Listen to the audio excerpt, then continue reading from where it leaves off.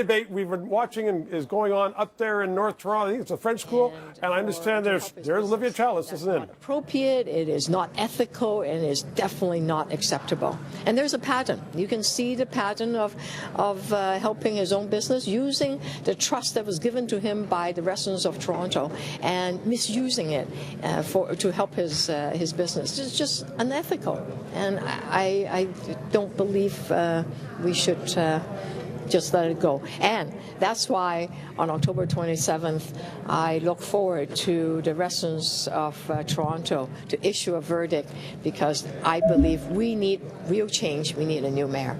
Great. Thanks so much, Olivia. So now we have David Soknacki coming up here. If you want to just come right up, David, we're actually live right now. I want to ask you, do you think you and... Oh, we have Karen Stintz here. Do you want to just jump in here at the same time, Councillor? Maybe we could just ask you both a question at once here. Do you think you guys were a bit more tame and reserved in terms of, your interactions with each other, considering the audience here was so young? I felt there weren't really many attacks.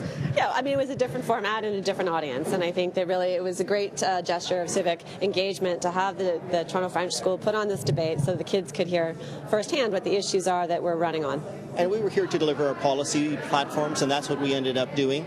There wasn't a lot of room for interchange, but I think we all had the opportunity to deliver our policies and what was important for us. That's right, and we're looking forward to tonight. Okay, what's the purpose of it? None of these people can vote.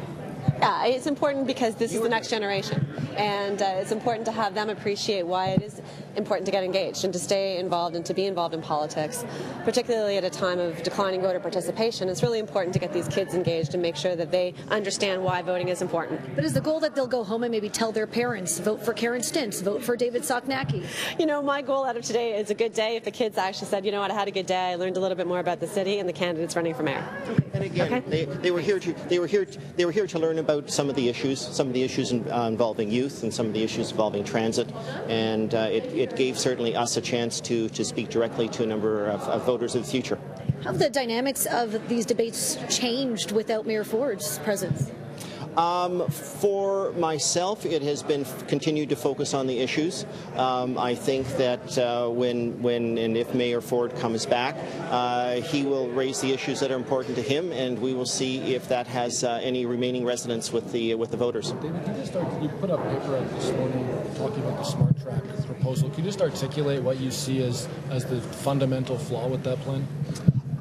The goal is to serve more people at less cost. What seems to be happening is there seems to be a wish to draw lines on the map for the sake of drawing lines on the map, to put your own name on it, that has nothing to do with serving the most number of people at the lowest cost. It's very, very frustrating. We've got transit planners, we've got transit plans, we've had environmental assessments. They've all been completed, done, and for heaven's sakes funded. And they seem to be ignored because somebody wants to draw another line on the map. Well, a lot of these lines exist already. Do you have as third and fourth priorities? For heaven's sakes, we have professionals who have decided that this is the way to serve the most number of people at the least cost, fastest, the people who actually need the service immediately to make our city work. And pardon me, I'm on a roll. And what we have here is people drawing other maps. And so I was really speaking to them, because some of them are even going to be voters by the time the election comes. They were just telling me that, and they appreciated the fact that we talked about their careers and about transit for them and how soon it'll be here and so on. Can you talk a little bit about the municipal campaign, its length, the rigor of it? We have a provincial campaign that's 30 days. They had their one and only debate last night. You guys have two today, one of up to maybe 100. Does the campaign need to be condensed so that voters and candidates themselves kind of can focus on the campaign a little more? There's a balance to be achieved here. I mean, obviously, I think the system was set up because there are not party structures in place that help you run a campaign in 40 days, and there aren't party structures in municipal politics, and I think they tried to establish a balance that made sure that, other people who were not incumbents could enter the race and have a chance to put themselves forward, and I understand that.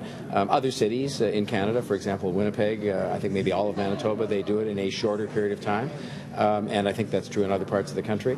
But you know what? These debates are interesting and they're fun. I've been through this before, so I knew when I came into it what to expect. And the voters might get a little bit fatigued with it, but it's democracy. And if you want to run, you know what the rules are, and here we are. Who won last night's debate? Who do you think won? As John Tory just said, it's democracy. You know what the rules are, and there's lots of debates going on.